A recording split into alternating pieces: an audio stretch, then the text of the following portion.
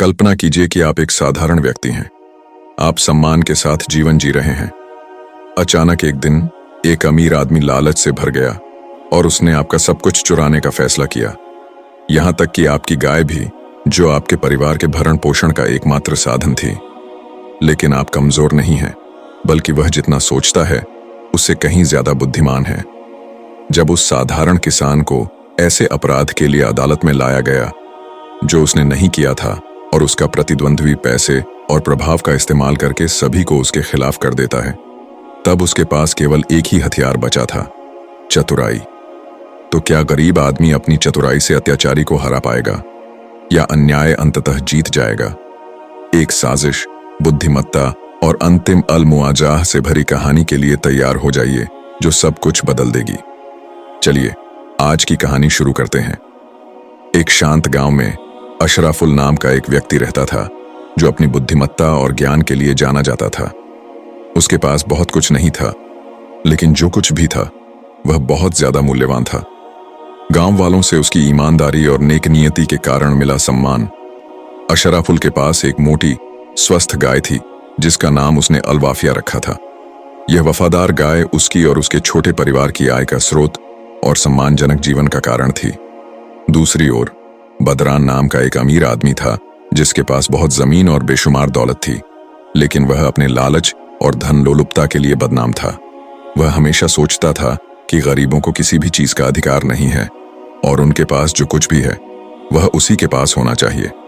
एक रात अशराफुल नींद से उठा और उसने देखा कि अलवाफिया उसके बाड़े से गायब हो गई थी। वह घबरा गया और हर जगह उसे ढूंढा, लेकिन कोई फायदा नहीं हुआ।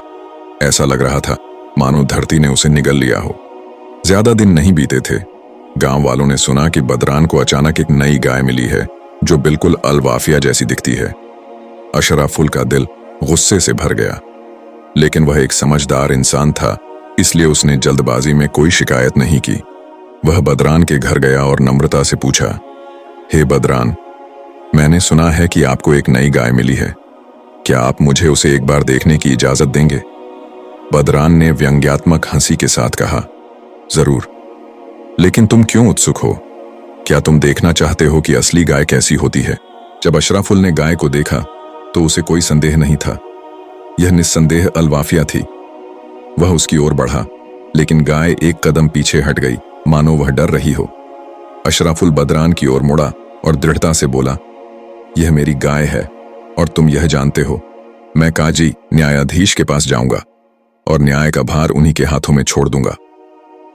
बदरान ने घमंडी हंसी के साथ उसकी ओर देखा और कहा, तुम्हारी जो मर्जी हो करो, लेकिन यह मत भूलो कि मैं एक प्रभावशाली व्यक्ति हूं और काजी गरीबों का पक्ष नहीं लेते। अगले दिन सुबह गांव वाले अदालत के प्रांगण में इकट्ठा हुए, जहां सभी इस मामले के बारे में बात कर रहे थे। आसिम नाम के एक बूढ़े काजी ने प्रवेश किया, जो अपने न्याय और कठिन मामलों में भी सच्चाई को उजागर करने की क्षमता के लिए जाने जाते थे। अशराफुल अपनी जगह पर खड़ा हुआ और शांत स्वर में बोला, जनाब काजी, मेरी गाय चोरी हो गई है और मैं उसे वापस चाहता हूं। काजी ने बदरान की ओर देखा और पूछा, तुम्हें इस आरोप के बारे में क्या कहना है? बदरान ने घमंड से सिर उठाया और कहा, यह गाय मेरी है, मैंने इसे अपने पैसे से खरीदा है। अशराफुल लालच में आकर यह झूठी कहानी बना रहा है। काजी ने कुछ देर सिर झुकाकर सोचा, फिर बोले, तो हमें यह साबित करने का एक तरीका खोजना होगा कि इसका असली मालिक कौन है। उन्होंने गाय को अदालत के प्रांगण में लाने का आदेश दिया। लोग गाय के चारों ओर उत्सुकता से काजी की ओर देखने लगे।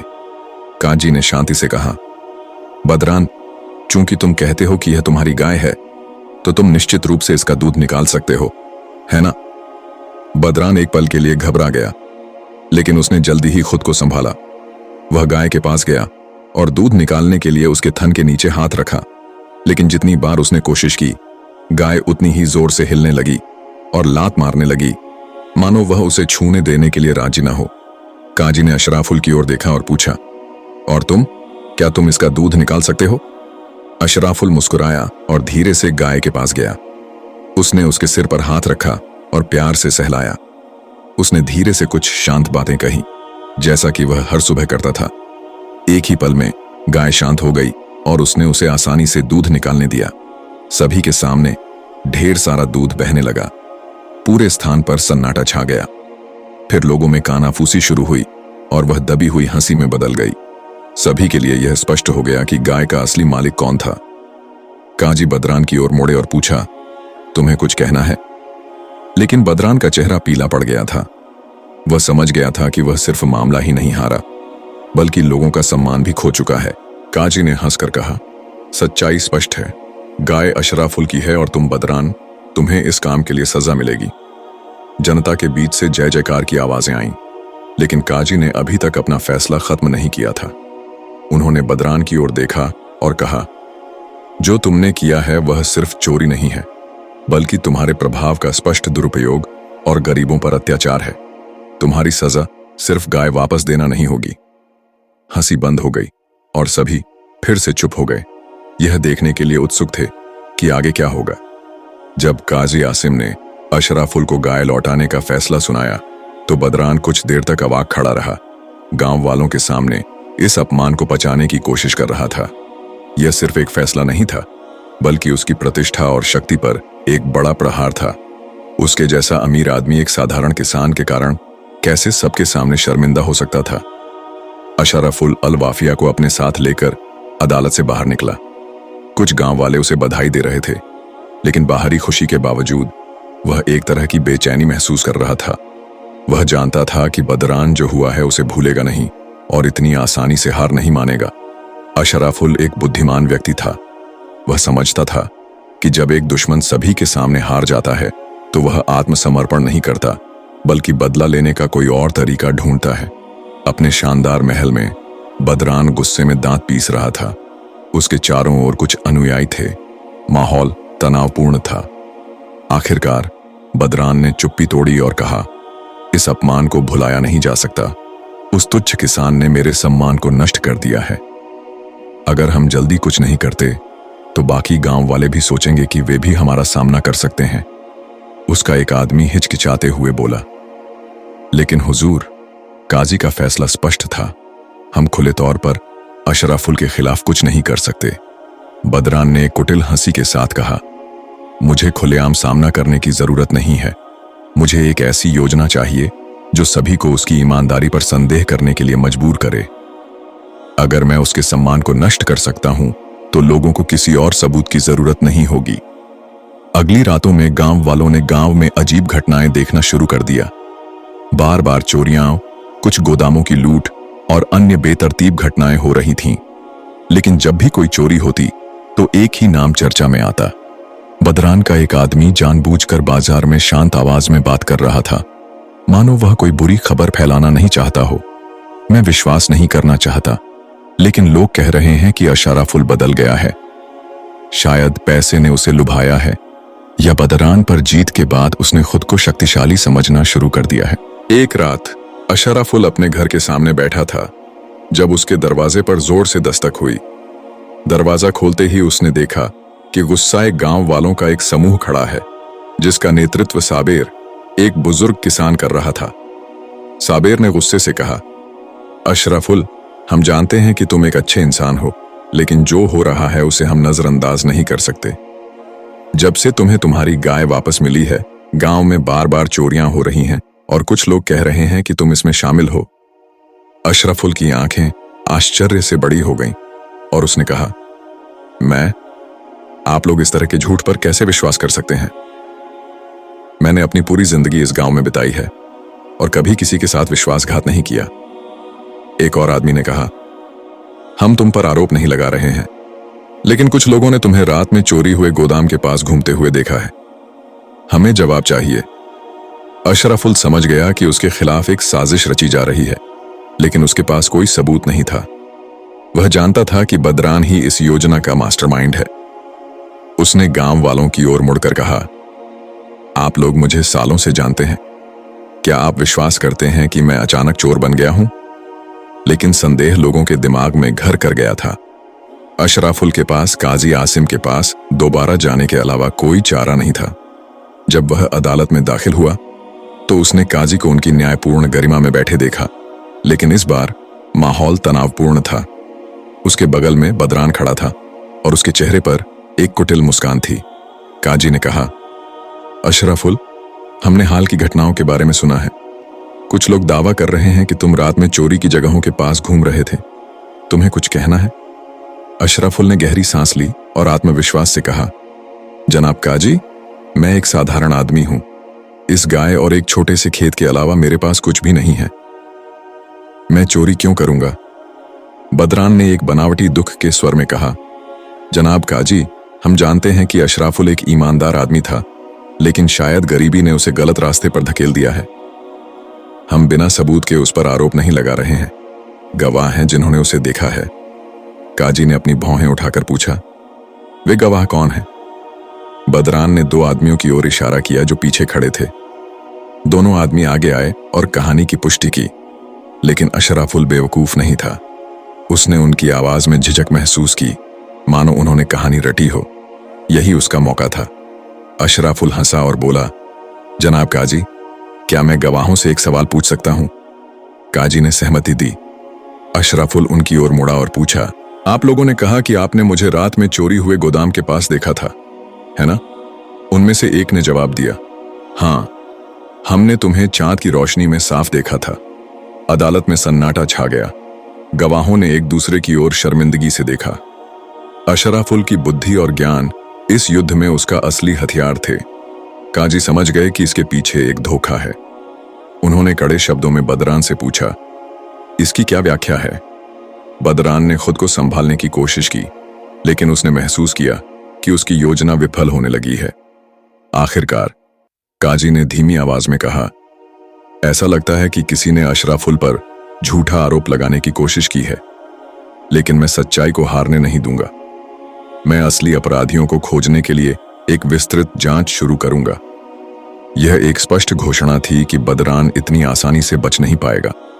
जब अशराफुल अदालत से बाहर आ रहा था तो वह जानता था कि लड़ाई अब भी खत्म नहीं हुई है, बल्कि अब भी शुरू हुई है।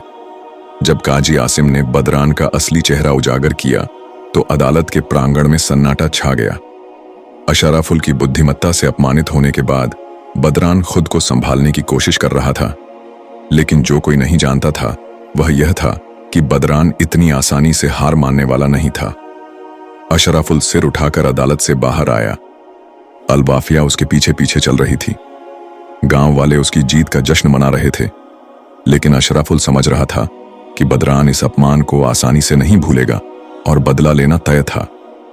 उसी रात बदरान अपने महल में बैठा था, अपने वफादार अनुयायियों से घिरा हुआ था। उसकी आंखों में गुस्सा जल रहा था। उसने शांत लेकिन नफरत भरे स्वर में कहा, उस तुच्छ किसान ने मुझे सबके सामने बेवकूफ बनाया है। मैं उसे इसके लिए नहीं छोड़ूंगा। उसका एक आदमी पूछा, हुजूर, आप क्या करना चाहते हैं? बदरान के चेहरे पर एक ठंडी मुस्कान उभरी। अगर अशराफुल को उसकी गाय वापस मिल गई है तो हम उससे भी कुछ ज्यादा कीमती चीज छीन लेंगे। हम उसे मेरे साथ पंगा लेने की कीमत चुकाने पर मजबूर करेंगे। अगले दिन गांव में एक नई खबर फैली। बदरान के एक नौकर का शव अशराफुल के बगीचे में मिला था। यह आरोप एक गाय की चोरी से कहीं ज्यादा गंभीर था। इसका मतलब था कि अशराफुल पर हत्या का आरोप लगाया जा सकता है, और अगर वह खुद को निर्दोष साबित नहीं कर पाया तो उसे भयानक सजा भुगतनी पड़ेगी। बहुत जल्द शासक के सैनिकों ने अशराफुल के घर पर छापा मारा और उसे हक्के बक्के गांव वालों की आंखों के सामने बांध लिया। उसे सीधे जेल ले जाया गया। अदालत में अशराफुल फिर से काजी आसिम के सामने खड़ा हुआ, लेकिन इस बार वह मजबूत स्थिति में नहीं था। काजी ने उससे कहा, अशराफुल, तुम पर बदरान के एक आदमी की हत्या का आरोप है। तुम्हें क्या कहना है? अशराफुल ने सिर उठाया और आत्मविश्वास से कहा, मैंने किसी को नहीं मारा है। यह एक साजिश है। बदरान ने व्यंग्य किया, तो मेरे नौकर का शव तुम्हारे बगीचे में कैसे मिला? क्या यह पर्याप्त सबूत नहीं है?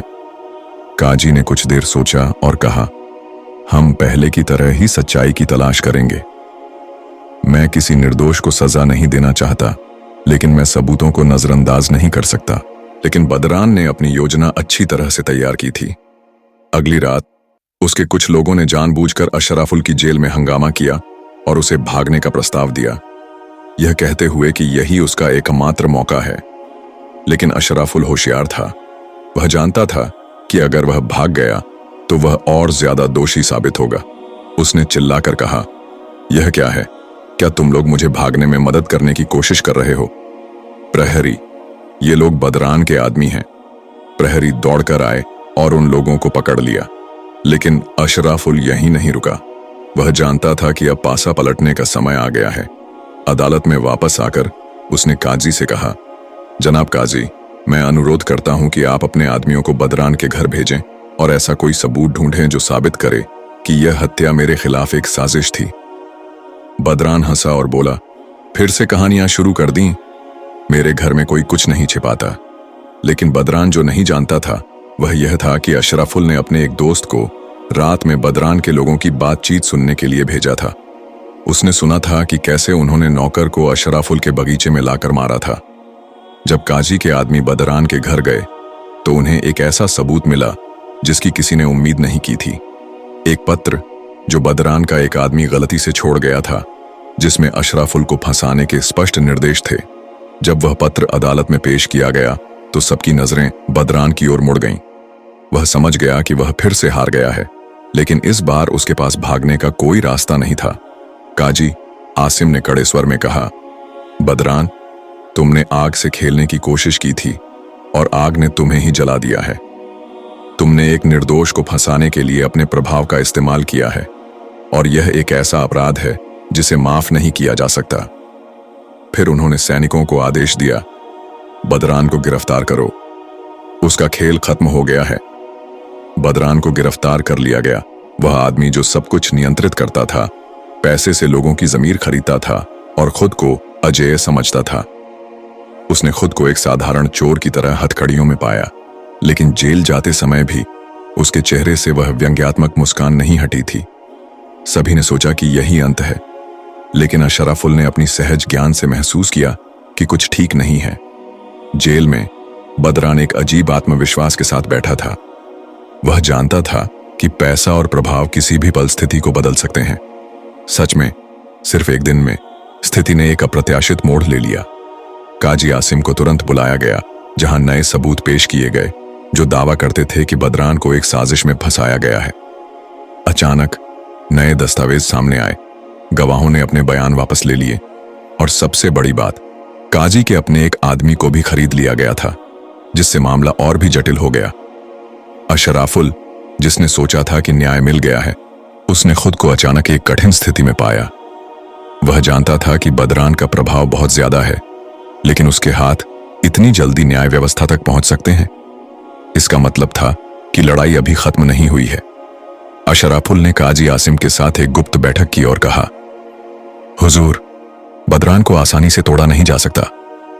मुझे समझना चाहिए था कि वह फिर से पासा पलटने की कोशिश करेगा। काजी ने सिर हिलाकर कहा, हां, लेकिन हमें उसके आदमी द्वारा छोड़े गए एक पत्र से भी ज्यादा मजबूत सबूत चाहिए। अगर हमें एक अचूक सबूत नहीं मिला तो बदरान इस बार बच सकता है। अशराफुल ने कुछ देर सोचा और आत्मविश्वास से कहा, उसे बेनकाब करने का एक ही तरीका है। और यहीं से कहानी की सबसे चतुर योजना शुरू हुई। अगले दिन शाम को बदरान को फिर से अदालत में लाया गया। वह आत्मविश्वास से चल रहा था। काजी ने कहा, बदरान, तुम्हारे खिलाफ सबूत हैं, लेकिन ऐसे लोग भी हैं जो दावा करते हैं कि तुम साजिश का शिकार हो। इसलिए हमने तुम्हें सभी के सामने आत्मरक्षा का मौका देने का फैसला किया है। बदरान हंसा और कहा, यही न्याय है। लेकिन इससे पहले कि वह अपनी आत्मरक्षा शुरू करता, एक अजीब दिखने वाला आदमी अदालत के प्रांगण में दाखिल हुआ। उसका चेहरा एक पुराने शॉल से ढका हुआ था। उसने धीमी आवाज में कहा, मैंने बदरान के आदेश पर हत्या की थी। सन्नाटा छा गया। बदरान का चेहरा पहली बार पीला पड़ गया। तुम क्या कह रहे हो? बदरान गुस्से में चिल्लाया। लेकिन आदमी ने हाथ उठाकर कहा, मैं सालों से तुम्हारा आदमी था, लेकिन तुम कभी वफादार नहीं थे। तुम इस काम के खत्म होने के बाद मुझे भी हटाने की योजना बना रहे थे। इसीलिए मैंने तुम्हारे पहले सब कुछ उजागर करने का फैसला किया है। फिर उसने अपनी जेब से खून के दाग लगा हुआ एक कपड़े का टुकड़ा निकाला और कहा, यह मारे गए व्यक्ति के कपड़ों का एक हिस्सा है और इसमें तुम्हारे उंगलियों के निशान हैं। यह अंतिम प्रहार था। काजी को किसी और सबूत की जरूरत नहीं थी। वह खड़े हुए और अपना अंतिम फैसला सुनाया। बदरान, तुम्हारा खेल खत्म हो गया है। तुम्हें इस गांव से निर्वासित किया जाएगा और तुम्हारी सारी संपत्ति जब्त कर ली जाएगी। बदरान चिल्लाने की कोशिश कर रहा था, लेकिन इस बार उसे समर्थन देने वाला कोई नहीं था। और अशराफुल, वह खड़ा होकर सोच रहा था। वह जानता था कि न्याय मिल गया है, लेकिन केवल कानून के कारण नहीं, बल्कि इसलिए कि उसकी बुद्धिमत्ता और ज्ञान ही इस युद्ध में उसका असली हथियार थे। कहानी खत्म हो गई, लेकिन अशराफुल का ज्ञान गांव की यादों में अंकित हो गया। एक सबक जिसे कोई नहीं भूलेगा कि कैसे बुद्धिमत्ता शक्ति को हरा सकती है और कैसे सच्चाई हमेशा जीतती है, चाहे अन्याय उसे कितना भी छिपाने की कोशिश करे। सच्चाई और न्याय अंततः जीतते हैं, अगर उन्हें धैर्य, ज्ञान और अल्लाह पर भरोसे से बचाया जाए। अन्याय और सत्ता का दुरुपयोग अस्थायी रूप से सफल लग सकता है, लेकिन वे अल्लाह के न्याय से बच नहीं सकते। एक मोमिन को विपरीत परिस्थितियों में भी ईमानदारी बनाए रखनी चाहिए और अन्याय का सामना करने के लिए बुद्धि और धैर्य को हथियार के रूप में इस्तेमाल करना चाहिए। इसमें 3 इस्लामी शिक्षाएं स्पष्ट हैं: ईमानदारी और वफादारी। पैगंबर मोहम्मद सल्लल्लाहु अलैहि वसल्लम ने कहा, सच्चाई मुक्ति लाती है, झूठ विनाश लाता है। अन्याय के खिलाफ धैर्य और संघर्ष। कुरान में है, निश्चित रूप से अल्लाह धैर्यवान लोगों के साथ है। सूरह अल बकरा 2:103। अल्लाह पर तवक्कुल, भरोसा। इंसान की रणनीतियां सीमित हैं, लेकिन अल्लाह की योजनाएं अंतिम हैं। हम आज का वीडियो यहीं खत्म करते हैं। आपको हमारी आज की कहानी कैसी लगी, हमें कमेंट करके जरूर बताएं। पैगंबर मोहम्मद सल्लल्लाहु अलैहि वसल्लम पर ज्यादा से ज्यादा दुरूद पढ़ें। अल्लाह की रहमत से सब ठीक रहें और स्वस्थ रहें। मिलते हैं अगले वीडियो में, तब तक हमारे साथ बने रहें। अल्लाह हाफिज।